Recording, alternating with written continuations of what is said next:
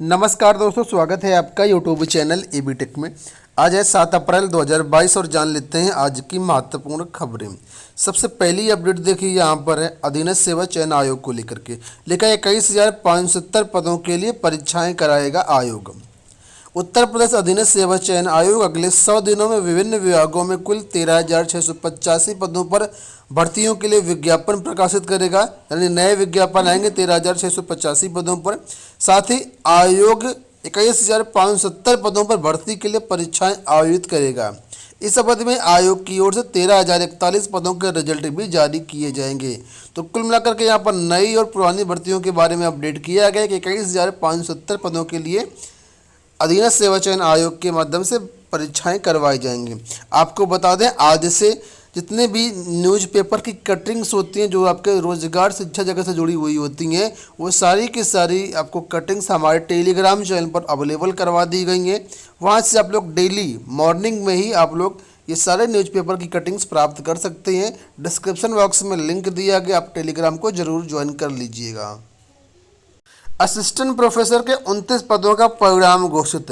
उत्तर प्रदेश उच्चतर शिक्षा सेवा आयोग ने शासकीय सहायता प्राप्त महाविद्यालयों में असिस्टेंट प्रोफेसर के 4 विषयों के 29 पदों का परिणाम बुधवार को जारी कर दिया। कृषि अर्थशास्त्र के लिए मंगलवार और कृषि प्रसार, कृषि सांख्यिकी व महिला अध्ययन के लिए बुधवार को साक्षात्कार आयोजित किया गया। इसके तुरंत बाद आयोग ने बैठक करके परिणाम को अनुमोदित करते हुए इसका जो परिणाम है वो जारी कर दिया है। तो जो यूपीएससी की ऑफिशियल वेबसाइट है वहाँ पर परिणाम अवेलेबल है, आप लोग चेकआउट कर सकते हैं।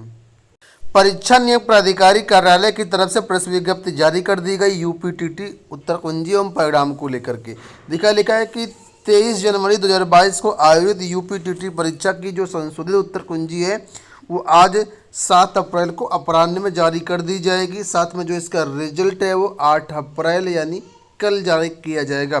तो संशोधित उत्तर कुंजी और जो रिजल्ट है हमारी वेबसाइट governmentjobcenter.com पर अवेलेबल रहेगा, वहाँ से आप लोग चेकआउट कर सकते हैं। ज़्यादा जानकारी के लिए आप लोग टेलीग्राम चैनल को ज्वाइन कर सकते हैं। बढ़ते हैं अगली अपडेट की तरफ। लिखा है कि टीईटी के परिणाम के बाद भर्ती की मांग। प्रशिक्षित बेरोजगारों ने मुख्यमंत्री को पत्र लिखकर के यूपीटीटी के परिणाम घोषित होने के बाद परिषदीय प्राथमिक स्कूलों में शिक्षक भर्ती शुरू करने की मांग की है। शिक्षक भर्ती अभियान से जुड़े पंकज मिश्रा का कहना है कि 2017 के बाद 2018 और 2019 बैच में करीब 5 लाख से ज़्यादा अभ्यर्थियों ने डेली प्रशिक्षण कर लिया है, लेकिन पिछले 5 सालों में शिक्षक भर्ती का एक पद भी नहीं विज्ञापित किया गया। सरकार ने वादा किया था कि बेसिक में 51,112 पद खाली हैं, जिसे अगली भर्ती के माध्यम से पूरा किया जाएगा। 2022 के विधानसभा चुनाव से पहले सरकार ने 16,200 पदों पर भर्ती निकालने की बात कही थी। लिहाजा 51,112 और 16,200 पदों को जोड़ करके तकरीबन 70,000 पदों पर नई प्राथमिक शिक्षक भर्ती का विज्ञापन जारी किया जाए। एक बड़ी अपडेट है यहाँ पर टीजीटी पीजीटी 2021 समायोजन को लेकर के। आप लोग जानते हैं टीजीटी पीजीटी 2021 में तदर शिक्षक शामिल थे। तदर शिक्षक सुप्रीम कोर्ट के आदेशानुसार अगर वो क्वालिफाई नहीं हुए हैं तो एक तरीके से बाहर हैं, उनकी नियुक्ति अवैध हो गई है। ऐसे में जो चयनित अभ्यर्थी थे जब तदर शिक्षकों वाले स्कूल में गए तो वहां पर उनको ज्वाइन नहीं करवाया गया और डीआरएस की तरफ से समायोजन के लिए दूसरा कॉलेज के लिए प्रस्ताव चयन बोर्ड को भेजा गया। तो चयन बोर्ड ने इन प्रस्ताव को लौटा दिया, वापस कर दिया है डीआरएस को। वही सारी अपडेट देखो यहाँ पर लिखा है चयन बोर्ड ने डीआरएस को लौटाए समायोजन प्रस्ताव। तदर शिक्षकों को बनाए रख करके चयनितों को कारोबार ग्रहण न कराए जाने को बताया नियम विरुद्ध।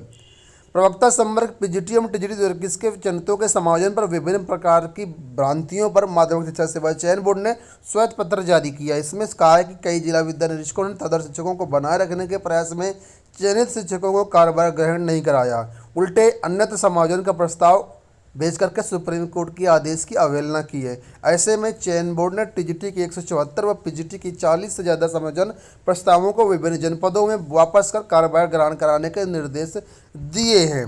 चयन बोर्ड के सचिव नवल किशोर के मुताबिक विभिन्न जनपदों से मिले प्रस्तावों के परीक्षण में पाया गया कि टीजीटी के 568 प्रस्ताव में से 174 ऐसे हैं जिनका पैनल उन जगहों के लिए भेजा गया था जहां पर पूर्व से तदर शिक्षक कार्यरत थे।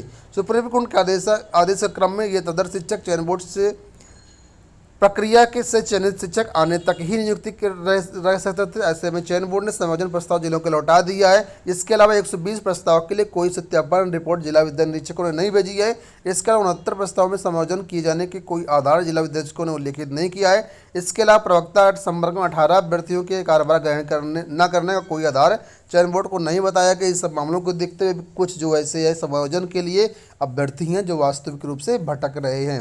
आगे लिखा है सचिव के मुताबिक कुल 703 समायोजन के लिए प्राप्त प्रस्तावों में मात्र 155 प्रस्ताव इसलिए लंबित रह गए हैं क्योंकि उनके संबंध में सत्यापन आख्या जिला विद्या निरीक्षक से चयन बोर्ड को प्राप्त नहीं हुई है। देखिए अगली अपडेट चयन बोर्ड से ही ये लिखा है कि चयन बोर्ड की उपलब्धियों पर टीजीटी जीव विज्ञान 2011 का दाग। माध्यमिक शिक्षा सेवा चयन बोर्ड में कार्यरत सभी 5 सदस्य 8 अप्रैल को कार्यकाल खत्म होने के साथ विदा हो जाएंगे। 2 साल का कार्यकाल बढ़ाए जाने के साथ सदस्यों के कुल 4 साल के कार्यकाल में चयन बोर्ड के खाते में भर्तियों का बैकलॉग खत्म करने की बड़ी उपलब्धि है। टीजीटी जीव विज्ञान 2011 की 83 पदों की भर्ती के सुझाव के बावजूद पूरी ना होने से बोर्ड की उपलब्धि धब्बा जैसा बन करके रह गई है। आप लोग जानते हैं कि टीजीटी जीव विज्ञान 2011 का लगातार आश्वासन दिया गया लेकिन अभी तक इसका परिणाम जारी नहीं किया गया है। तो वही लिखा है कि ये एक तरीके से चयन बोर्ड की उपलब्धियों में दाग है। चयन बोर्ड ने आधी रात तक कार्य कर पूरा किया भर्तियों का बैकलॉग।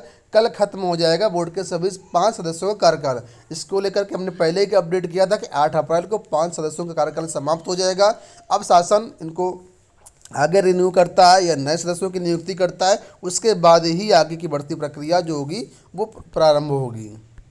माध्यमिक शिक्षा सेवा चयन बोर्ड से टीजीटी पीजीटी 2022 की भर्तियों को लेकर के देखिए अपडेट है। लिखा नई भर्ती के रिक्त पदों पर समायोजन विज्ञापन में घट सकती है पदों की संख्या। चयन बोर्ड नई भर्ती के लिए रियायतन से प्राप्त पदों पर पिछली भर्तियों में चयनित अभ्यर्थियों को समायोजित कर रहा है। ऐसे में नई टीजीटी पीजीटी भर्ती में विज्ञापन में पदों की संख्या घट सकती है। दरअसल चयन बोर्ड ने टीजीटी पीजीटी 2021 में चयनित अभ्यर्थियों को तदर शिक्षकों वाले विद्यालयों में नियुक्ति के लिए भेजा गया है लेकिन उन्हें वहां ज्वाइन नहीं करवाया गया है। इसके अलावा अन्य विभिन्न वजहों से बड़ी संख्या में जो है अभ्यर्थी ज्वाइन नहीं कर पाए, इसलिए इनका समायोजन हो रहा है। तो आप लोग जानते ही हैं कि 2016 वाले अभ्यर्थियों का समायोजन इसी से किया गया, 2021 वाले अभ्यर्थियों का समायोजन इसी नई भर्ती से किया गया। तो वास्तविक रूप से देखा जाए तो टीजीटी पीजीटी 2022 में पदों की संख्या निश्चित रूप से घटना तय है। कल के वीडियो में हमने आपको बताया था कि टीजीटी के 4500 पद और पीजीटी के लगभग 850 पदों पर अध्याचन आया हुआ है और इन्हीं पदों से समायोजन भी हुआ है और अभी होना भी है। तो ऐसे ही पदों की संख्या काफ़ी कम होकर के विज्ञापित होगी। देखिए लिखा है माध्यमिक शिक्षा विभाग में भर्ती घोटाला मूल अभिलेख तलब। उत्तर प्रदेश माध्यमिक शिक्षा विभाग में 40,000 से ज़्यादा अध्यापकों व चतुर्श्रेणी कर्मचारियों की भर्ती में अनियमितता की शिकायत पर जांच शुरू हो गई है। उत्तर प्रदेश सतर्कता अधिष्ठान आयोग अयोध्या केस में 4 बिंदुओं पर जानकारी शिक्षा विभाग से मांगी है।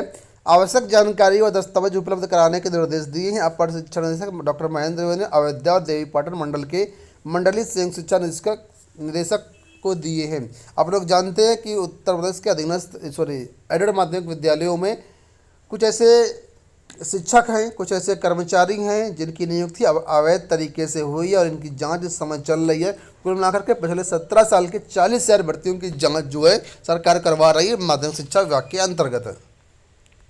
जेईई मेन को लेकर के अपडेट है कि जेईई मेन का पहला चरण जून में, नीट 17 जुलाई को। इंजीनियरिंग प्रवेश परीक्षा जेईई मेन 2022 की तारीखें बदल दी गई हैं। पहले सत्र में होने वाली परीक्षाएं अब जून में और मई की परीक्षा जुलाई में होगी। उधर मेडिकल प्रवेश परीक्षा नीट यूजी 17 जुलाई को करवाई जाएगी। इसके लिए पंजीकरण प्रक्रिया बुधवार से जो प्रारंभ कर दी गई है। अंत में टैबलेट वितरण को लेकर के अपडेट लिखा है प्रदेश में 9,74,000 युवाओं को मिलेगा टैबलेट व स्मार्टफोन। यूपी में युवाओं को तकनीकी रूप से दक्ष बनाने के लिए 9,74,000 युवाओं को 100 दिनों के अंदर टैबलेट व स्मार्टफोन वितरित किए जाएंगे। इसके लिए प्रत्येक जिले में छात्र व छात्राओं को चिन्हित किया जा रहा है। आईटी व इलेक्ट्रॉनिक्स विभाग द्वारा तैयार किए गए एजेंडे में Uttar Pradesh cyber security policy को लागू किया जाएगा। इसकी मदद से प्रदेश के समस्त विभागों एवं नागरिकों के डाटा एवं इंफ्रास्ट्रक्चर की साइबर सुरक्षा सुनिश्चित की जाएगी। तो कुल मिलाकर के अगले 100 दिनों में 9,74,000 छात्रों को जो है टैबलेट व स्मार्टफोन वितरित किए जाएंगे। दोस्तों ये हो गई आज की सारी सूचनाएं। अगर इसमें से किसी की भी सूचना को आप पीडीएफ में या इमेज के रूप में प्राप्त करना चाहते हैं, कटिंग प्राप्त करना चाहते हैं तो टेलीग्राम पर आप प्राप्त कर सकते हैं। इस वीडियो में इतना ही, धन्यवाद।